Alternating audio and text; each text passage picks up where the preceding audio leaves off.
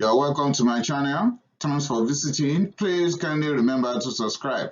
Without wasting your time, I'm going straight to mannitol inhalation per aura, meaning there could be mannitol that is not per aura.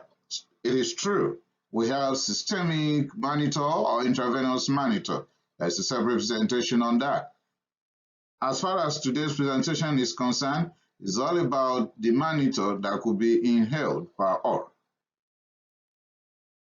Now, when it comes to mannitol inhalation per aura, you're going to get information right now. But as per systemic mannitol or intravenous mannitol, kindly click on this very link. This will take you to systemic or intravenous mannitol.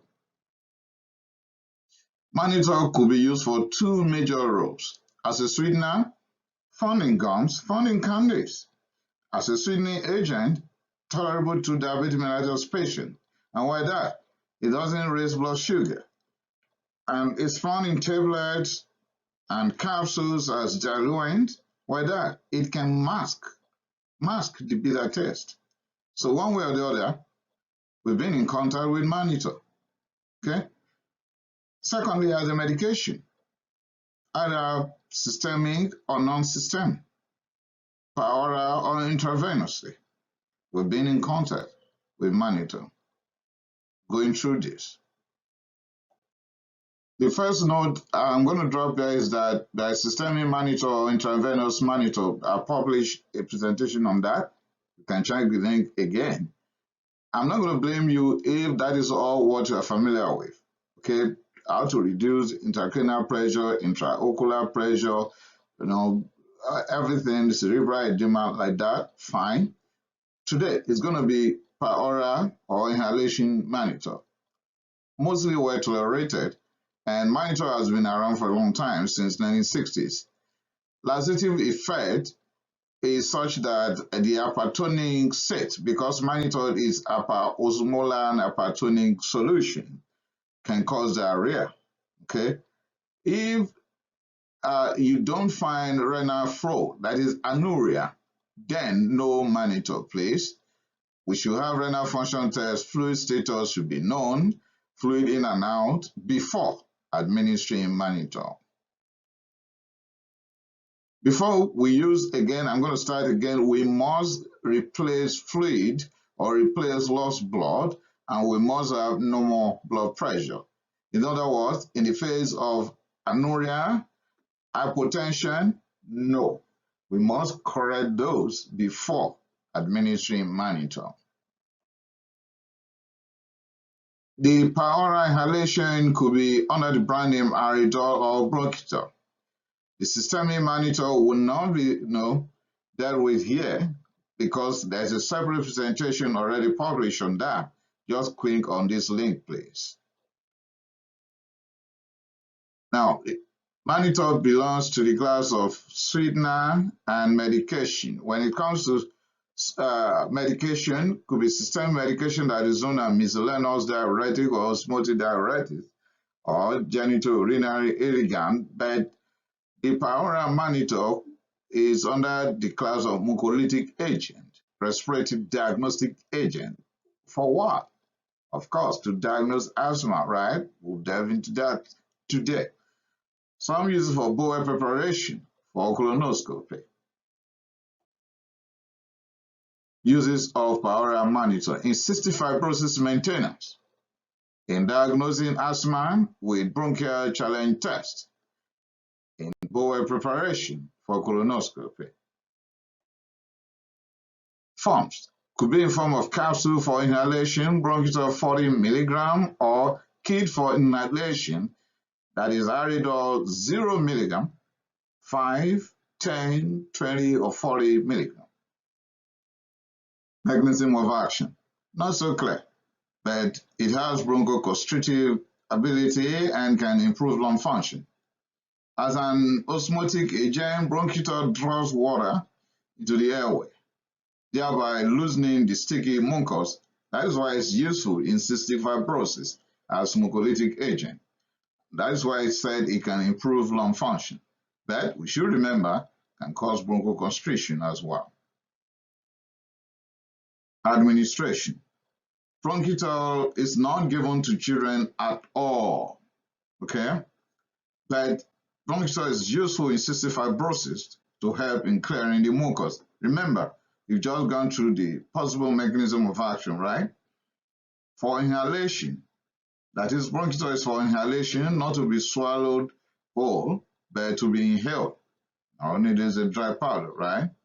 Spirometry should be done before you give bronchitol, and then there must be a test before you administer your bronchitol, and that is bronchitol tolerance test. Now, bronchitol tolerance test. If the patient failed that test, no more administration.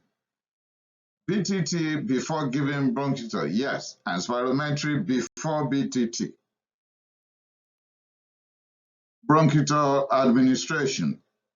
More on mechanism of action, like I've said earlier, that it's an osmotic agent. So it could draw water into the airways, thereby loosening the sticky mucus, helping people with cystic fibrosis to loosen the mucus and then expectorate. We will use inhaler, Ventolin, that is salbutamol, before we administer the mannitol. Could be given every morning and every night, but there must be 3 hours before bed, meaning you must have given it 3 hours before the individual will go to bed. And the patient must, first of all, exhale fully. We will then administer the medication with closed lips, and he or she will take a deep breath with 5 seconds breath holding. Then we'll repeat if the powder is left in the inhaler. You check the inhaler. If the powder is still left, you repeat. You exhale fully, administer, close the lips, take a deep breath, and hold the breath for 5 seconds. We will replace the inhaler every week. Then we will have spirometry done after. Now, Aridol is another example, right? It's another brand. This is going to be used for something else, different from bronchitol that is used in cystic fibrosis as a mucolytic agent. This is going to be for bronchial challenge test. But let's go. It's a form of dry powder, this is mannitol capsules that must be used by experts only. Experts only. Spirometry will be done before administration of Aridol. Somebody will say, then why are you making this presentation? Well, just for you to know what we use it for, okay? Useful in the assessment of bronchial hyperresponsiveness in order to make the diagnosis of asthma. That's why kids that are less than 5 in some jurisdictions, 6, are not diagnosed or tagged to be asthmatic. They'll say, oh, bronchial hyperresponsiveness. So for that diagnosis to be made, an expert will do that through a test known as bronchial challenge test, and Aridol could be used for that purpose. Unlike bronchitol, you don't need bronchitol tolerance testing. No, you don't need that. This Aridol will be given to children greater than 6 years, never kids less than 6 years, but some authorities, some literature reviews, some jurisdiction will be okay with 5 years, and any child older than 5, they'll be able to go ahead with that. But some will say 6 years and above, never any child less than 6. So find out what is obtainable in your jurisdiction. Still on Aridol, we have to measure pulmonary function test with forced expiratory volume 1 second within 1 to 2 minutes after use. We can repeat until positive response is obtained, or we have reached maximum dose of 625 milligrams. Again and again, it should be used by experts only. Adverse reactions: dyspnea, rhinorrhea, laryngolaryngitis, dizziness, nausea, chest discomfort, cough, exacerbation of the pulmonary disease. Other adverse reactions will include exacerbation of cystic fibrosis, vomiting, hemoptysis, increased bronchial secretion, fever, bronchial constriction, or bronchospasm. Contraindications. When there is hypersensitivity to mannitol or any of its components, we will not give this medication. When there is hypersensitivity to gelatin, no mannitol. When there is failed bronchial tolerance test, it means we will not go ahead to give bronchitol. No. There will be no Aridol if there may be bronchospasm, meaning there are certain situations when we will keep Aridol away, not because the individual is sensitive to Aridol, but because we could predict that we may run into trouble. And ask me, can I name some? Oh, absolutely. In cerebral aneurysm or aortic aneurysm, in unstable angina or stroke, in myocardial infarction or recent abdominal surgery, in hypertension or recent intraocular surgery, or even with unknown cause of hemoptysis, then we will not give Aridol. We will not also give these medications when there is decreased results when we have pulmonary function tests done. Anyone with asthma or COPD will not take them. If our goal is to carry out bronchial challenge test that should be done by experts, then certain things should be avoided. Though you want to use Aridol, that is good, but the person who will have the test, remember I said it's going to be in a child that is 6 years and older in some jurisdictions, and some jurisdictions will say 5 years and older, okay? Either 6 or 5. Avoid cold air, avoid exertion. If you've known some allergies, please avoid them. There should be no smoking or smoke inhalation. Certain medications like non-steroidal anti-inflammatory drugs should be avoided before the test. And you should not be using bronchodilators close to the time. If you're on oxygen, transiently, just for a short time, that is very close to the time you have the test done, you should be off the oxygen. Well, whether or not you're on long-time use of corticosteroids, of course, even if you stop it a day before, that will not amount to anything if you are already on it on a long-term basis, where the expert will make that determination. One, when it comes to Aridol, we can be faced with bronchospasm. We can repeat Aridol dose until we are able to get positive response or we've reached the maximum dose, that is 6 to 5 milligrams. Aridol is contraindicated in asthmatic patients or when pulmonary function test is pretty poor. We must get bronchodilators ready, and with that, we may run into severe or dangerous bronchospasm or bronchoconstriction. Then reversal of that will need short-acting bronchodilators like salbutamol under the brand name Ventolin. No bronchial challenge test in individuals less than 6.